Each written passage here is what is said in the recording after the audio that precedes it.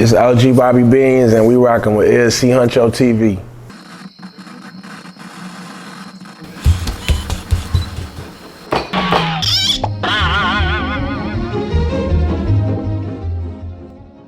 Alright, what's the deal, OG Bobby Billions? How you doing during this pandemic?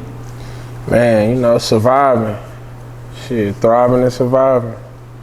Alright, so what's your intake on the whole coronavirus? Shit, you know, just trying to not get it. Just trying to not get coronavirus. Alright, so with you being booked during the whole pandemic, do you still like give hugs to your fans and take photos with your fans? Nah, we don't really do the hugs and the photos. You know, try to stay 6 feet away. All right, and you know Biden just released the stimulus. Have you received your stimulus yet? Nah, I ain't getting no stimuluses. Man. All right, so if you could describe your upbringing, how would you describe it? It was good, you know, good upbringing. I'm from the hood, but you know, I couldn't tell. You know, I was loved for sure. You know, definitely loved. So with the people that don't know you, let them know where you from. I'm from Oak Cliff, Singing Hills, Texas. You know, the middle of the cliff. All right. Yeah. So if it's somebody that never came to Oak Cliff or just Dallas in general, what's some tips you would give them how to move in the city? Shit, stay out the cliff, man. We ain't playing with you, you know. Ain't shit sweet on the outside, for sure. Okay. And growing up, was your mom and dad around, or? Yeah, I stayed with my grandparents, but my mom and my dad wasn't around. My pops, he lived out of Dallas most of the time, but you know, we still cool too. We talk on the phone. I be with my mom a lot too. Actually, my mom didn't move. She stayed with my grandparents too till I was probably like 13, so 14. So we was all really close. Okay, is this something that they taught you that help you now that you're older, or is it something that they always told you when you were young and you just didn't understand it at the time, but now you really understand what they were saying? You know,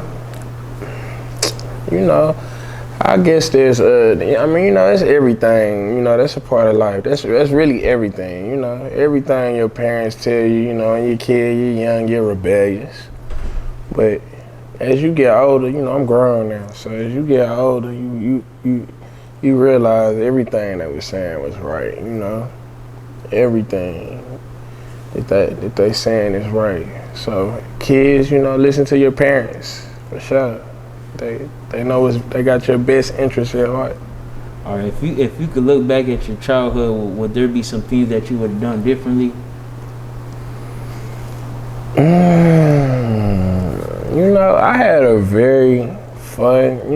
really good, fun childhood. I was like, you know, growing up, I was a real cool kid in school. You know,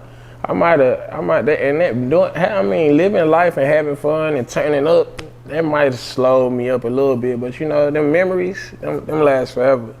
And so, shit, I probably wouldn't switch a beat. I'd do it the same way I did it. I loved every minute of my childhood. I loved it all, the good, the bad. You know, it's of course there's the bad, the hard times, and there you take losses, but you know, that shit builds character. This shit part of what made me who I am today. All right, so let's talk about like going to school. What kind of kid were you in school? I was smart. I was always smart growing up. I was a little bad kid, though. I was always in some shit for sure. You know, I in school I was the popularest kid in school. Like that's something anybody that went to school with me gonna tell you. From all the way coming up, I was the popularest kid in the school. Did you play sports? I played football from Pee Wee up to 10th grade. Played linebacker in middle school and high school. I was defensive captain. I played, yeah, that was my sports though. That was my sport. Did you ever have like dreams, want to play like college ball or going to the NFL?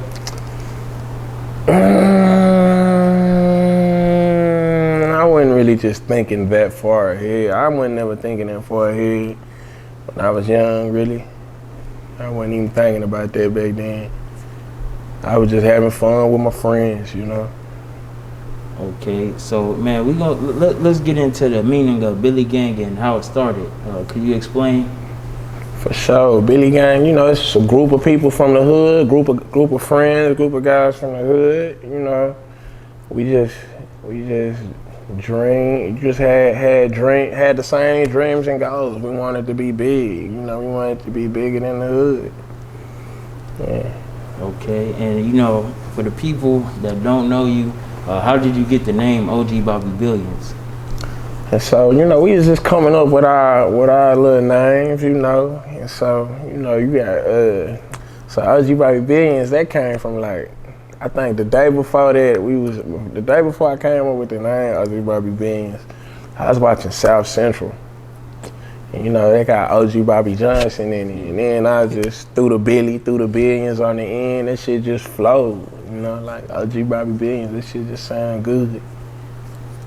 Okay, so man, you dropped Holy Goat, where you express emotions, what you went through, what made you name the tape Holy Goat, and how long did it take to put the tape together?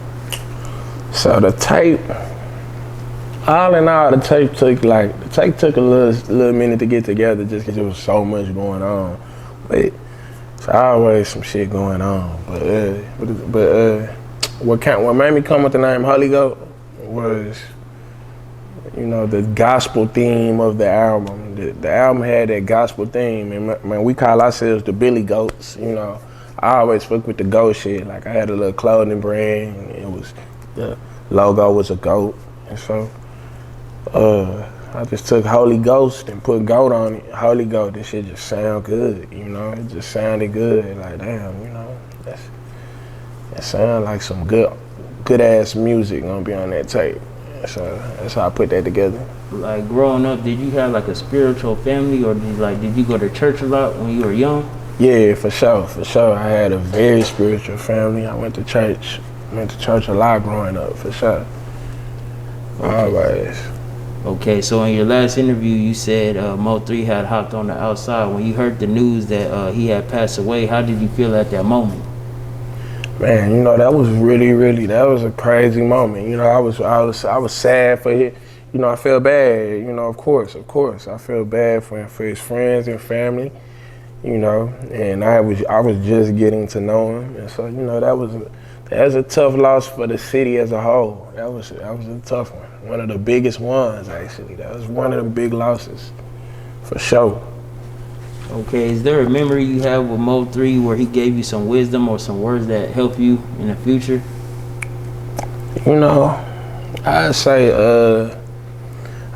one thing he said to me that's for sure. That's for sure being put to use right now is, hey, don't let that song go to waste. And he kept saying it. He called me, yeah. That was one thing he would keep saying to me for sure was, hey man, just don't waste that song. That's the song, you know, don't waste it. He for sure, that's one thing he said every time he talked to me. Is there some songs that you record when Mo3 was here with us, like besides the Outside song? Nah, that was the first time. Outside was the first time I even had spoken any words with 3. Like, you know, was when I made the song Outside, when he heard Outside. Okay, what inspired you to create Outside? And man, well shit, you know, my manager, he hit me and told me I just needed to add one more song to the project. And so I ended up, you know, you know, I end up writing outside. I end up just putting it together, hearing the, you know, that's just what I felt when I was listening to that. You know, it wasn't even necessarily, I didn't have Corona in my mind at all at the time of writing outside. It was just, you know, just the streets. Niggas scared to come outside. All right, so listening to Outside Now, does it give you chills or does it make you get in your thoughts just listening to it now? Since Mo3 passes away and he hopped on the song? Nah, for sure. That song, you know, that's a powerful song, man. That's some shit you gonna feel. Like if you don't feel outside, there's something wrong with you for sure. All right, so the visual just released yesterday. Could you tell us how the visual came about?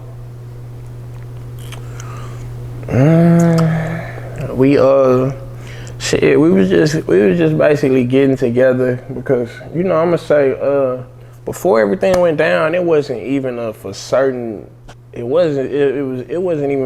that we were going to release the song Outside with Mo3. We didn't have that finalized before 3 passed. Like did it get leaked? The song, his verse? It probably got. I mean, it's been leaked a bunch of times, but we just wasn't for sure he was gonna release it because you know with the music shit, it's a lot you gotta have that paperwork right. Y'all gotta come to agreements, you know. And it wasn't just it was definitely far from being set in stone, but with his passing, you know, it just.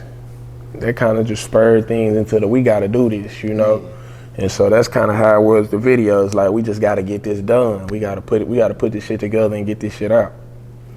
And so. Okay, so tonight you got the outside release party at the Highlight DTX. On the cover you had a Long Live Freddie B. That just recently passed. Rest in peace. Long live Freddie. Can you speak your relationship, and for the people that don't know, can you speak about like what happened? Man, that is Freddie. Freddie's is one of my best friends in the world, man. That's my guy. That's my right hand man. Anytime you see me, you see Freddie. And Freddie really the reason, you know, Freddie the reason I'm even on into this Billy gang shit, you know. He's really monumental for everything that I'm doing actually, you know. For sure, and shit, it was just a situation, you know, altercation that just went bad, and you know, it resulted in his death. Okay, so if there's like one memory you had that you guys had together, it could be like a funny moment, it could be a serious moment. What's that one moment you guys had together that you just always think about? You know what I'm gonna say? So he passed on 3/14. He passed on 1/14. Well, on 2/14, 1 month before he passed, we was in Puerto Rico. You know, we was in Puerto Rico, just living, man, just having the time of our lives. But you know, that's the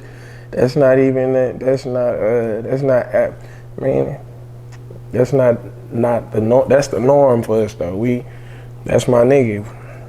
That's my dog. So I have a million of these memories, but that's one that's for sure gonna live with me, with it just being right before it happened. We was just in Puerto Rico. That was my first time on an island or some shit like that. Yeah. All right, so you've been rapping for a couple of years. You had songs that hit over 100K, but it took time. But now Outside blew up at a fast pace. How does it make you feel to see people playing your song across the states? Oh man, it's beautiful. It's beautiful. I love to see it. It feels good. That's a beautiful feeling. You know, that's what you want to feel when you're making this music shit for sure. It's scared to come outside.